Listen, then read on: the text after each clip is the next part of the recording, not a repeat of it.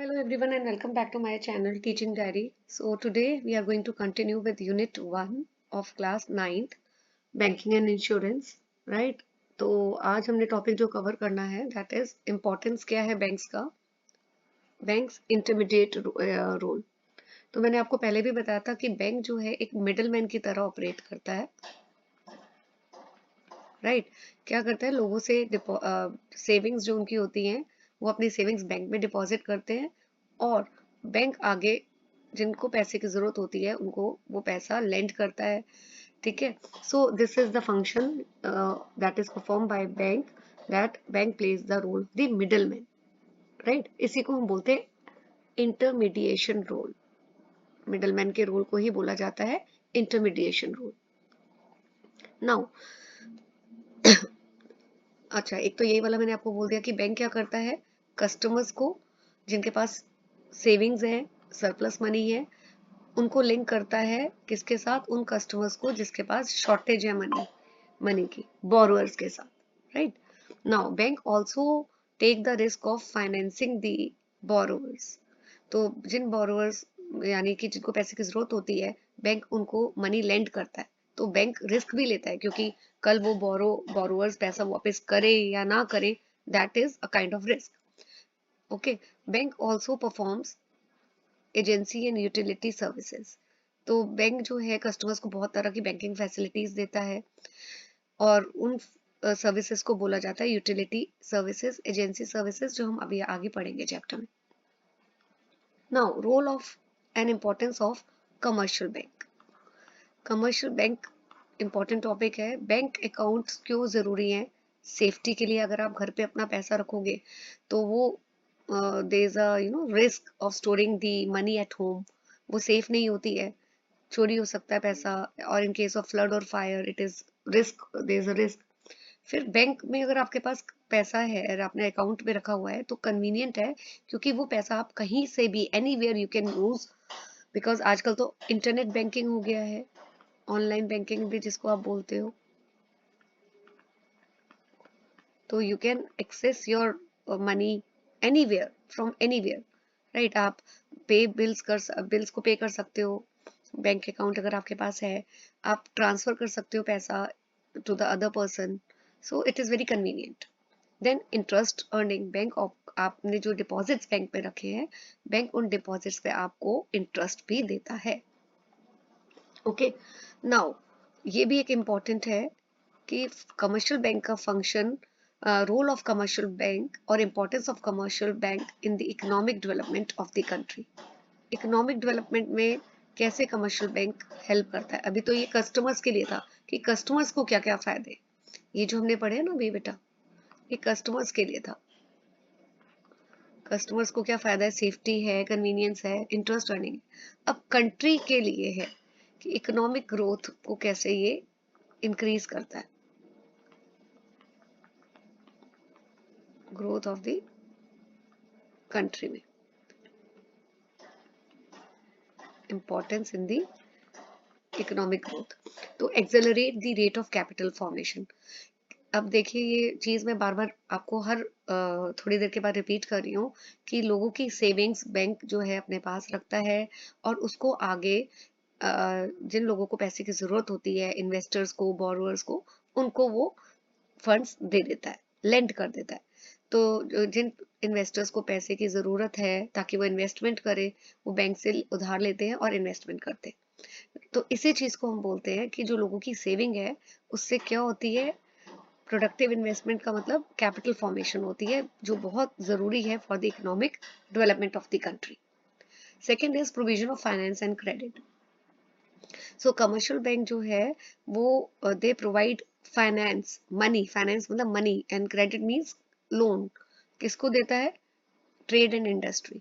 तो इंडस्ट्री को अगर काम करना है, बिजनेस बढ़ाना है, तो पैसे की जरूरत होती है, तो बैंक जो है ये फाइनेंस अवेलेबल करता है, trade, for the trade and industry. Also bank helps in developing entrepreneurship. ठीक है, बैंक जो है ऑन्टरप्रेन्योरशिप प्रमोट करता है, राइट? एंड ये देखिए कैसे, कि by underwriting the shares of new existing companies and granting assistance in promoting new ventures, and financing promotional activity. तो इसका सिंपल मतलब ये है कि बैंक कैसे एंटरप्रेन्योरशिप प्रमोट करता है कि जिसको भी नया अपना बिजनेस सेटअप करना है और उसको फाइनेंस की ज़रूरत है तो बैंक अपनी पूरी असिस्टेंस यानी कि हेल्प प्रोवाइड करता है। Also bank promote balance regional development. तो जितने भी बैकवर्ड एरियाज हैं जहाँ पे कोई नहीं चाहता कि वहाँ कुछ बैंक सेट करे, बैंक सेटअप हो, तो कमर्शियल बैंक वहाँ पर जाते हैं, अपनी ब्रांचेस ओपन करते हैं रूरल पीपल के लिए, ताकि जो रूरल पीपल है, रूरल एरिया में जो लोग रहते हैं वो भी बैंकिंग फैसिलिटीज का बेनिफिट उठा सके। तो इस वजह से अब इसी चीज को हम बोलते हैं कि जो रीजनल एरियाज थे, ठीक है, बैकवर्ड एरियाज थे, क्योंकि वहां पे अब डेवलपमेंट हो रही है, बैंक्स अपनी ब्रांचेस खोल रहे हैं, तो it leads to balance regional development. Also bank helps to customers, consumers. Commercial bank क्या करते हैं, अब आजकल तो जितने भी कस्टमर्स हैं, आपने देखा है ईएमआई पे वो चीजें खरीदते हैं, जैसे टीवी, रेफ्रिजरेटर। तो जो बैंक्स है ये क्रेडिट देता है, क्रेडिट मतलब लोन काइंड ऑफ, ताकि जो कंज्यूमर्स हैं वो ड्यूरेबल कंज्यूमर आइटम्स जो हैं जैसे टीवी, फ्रिज खरीद सके। तो बैंक इस तरह कंज्यूमर्स को भी हेल्प करता है। Now definition of customer. Customer का मतलब कौन है, क्या है? बैंक के पॉइंट ऑफ व्यू से कस्टमर वो है जिसका अकाउंट हो बैंक में, ठीक है, वो बैंकिंग फैसिलिटीज यूज करे और बैंक के साथ डील करे, and he should deal with the bank without consideration of duration. मतलब ये नहीं कि बैंक एक पर्टिकुलर टाइम के लिए अकाउंट खोला है और बैंक के साथ डील कर रहा है, ड्यूरेशन नहीं है वो, he can have his account in the bank for indefinite period of time, right. So bank जो है, बैंक के पास बहुत तरह के कस्टमर्स हैं, इंडिविजुअल क्लाइंट्स भी हैं, मेरी तरह और आपकी तरह लोग, ठीक है, कॉरपोरेट क्लाइंट्स भी हैं। तो अब पहला जो टॉपिक है वो ये है कि कस्टमर्स के क्या राइट्स है, कस्टमर की क्या ड्यूटीज है टुवर्ड्स द बैंक। तो कस्टमर के पहले राइट्स हम पढ़ते हैं। कस्टमर्स जो है वो ही कैन डिपॉजिट मनी, ठीक है। आपको पता है कस्टमर अपना पैसा बैंक में रखता है तो उसका पूरा राइट है कि वो जब भी चाहे, जब भी उसको जरूरत हो, तो वो अपना ही can draw the cheque on his account, वो पैसा निकाल भी सकता है। सेकंड, उसके पास क्या राइट है कि उसको स्टेटमेंट ऑफ अकाउंट्स बैंक से मिलनी चाहिए, ये उसका राइट है। थर्ड, कि अगर बैंक ने कोई भी चेक गलती से ऑनर कर दिया है, ठीक है, जैसे कि ए का अकाउंट है एक बैंक में और ए ने बोला है कि ये चेक जो है किसको देना है, बी को देना है, और बैंक ने बी की जगह सी को वो चेक दे दिया, तो ये बैंक की गलती है। तो कस्टमर के पास पूरा राइट है कि वो बैंक को स्यू कर सकता है, केस डाल सकता है बैंक के ऊपर। फिर कस्टमर का पूरा राइट है कि वो बैंक को स्यू कर सकता है और कंपनसेशन भी डिमांड कर सकता है बैंक से, अगर बैंक ने उसके अकाउंट की जो इंफॉर्मेशन है वो सीक्रेसी मेंटेन नहीं की, उसकी अकाउंट इंफॉर्मेशन लीक कर दी। कस्टमर की क्या ड्यूटीज है? ड्यूटी है कि चेक जो है वो टाइमली प्रेजेंट करे with in the business hours of the bank, ठीक है, और जो चेक बुक है उसको अपनी सेफ कस्टडी में रखे। अगर चेक बुक मिसप्लेस हो गई है या चोरी हो गई है तो बैंक को इमीडिएटली रिपोर्ट करे, चेक को ध्यान से फिल करे कस्टमर, ये भी ड्यूटी है।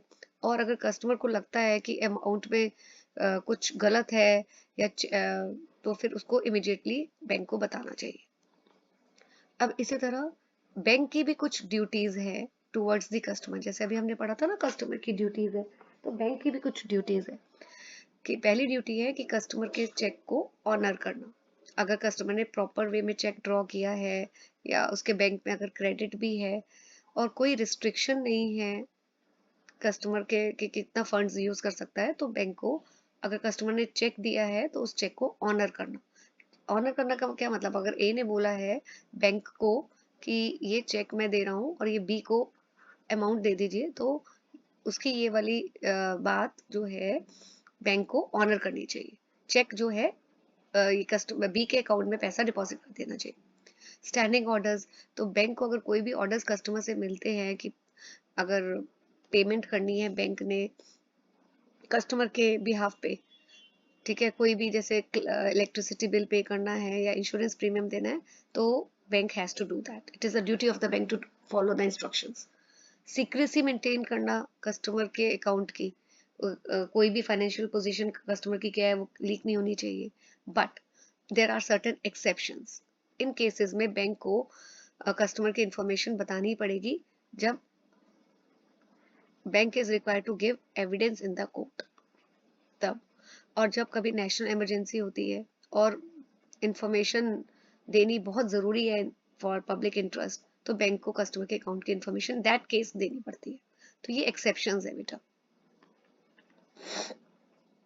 जब पूरा प्रूफ है कि proof of treason to the state, मतलब कि कोई चीटिंग फ्रॉड का केस है तो कस्टमर का, और उस केस में कस्टमर को इंफॉर्मेशन जो है कस्टमर की इंफॉर्मेशन बैंक को देनी पड़ेगी. और जब कंसेंट कस्टमर ने दिया कि हाँ आप इंफॉर्मेशन दे सकते हैं दूसरे बैंक को, तो in that case also. Then garnishee order यानी कि कोर्ट ऑर्डर. तो बैंक की ड्यूटी है कि उसको कोर्ट का ऑर्डर मानना पड़ेगा और कस्टमर के फंड्स जो है अटैच करने पड़ेंगे उन क्रेडिटर्स को who have obtained the order in their favour. अगर सपोज ए ने कुछ पैसा सी से लिया था, तो सी कौन हुआ? क्रेडिटर. और ए कौन हुआ? डेटर.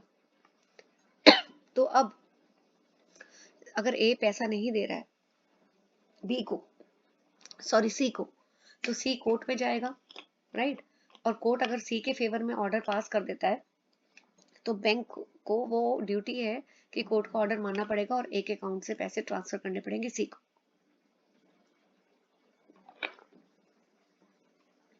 नाउ अब हमने ड्यूटीज पढ़ी है. राइट क्या है बैंक का? कि कस्टमर के कोई भी अगर आउटस्टैंडिंग ड्यूज है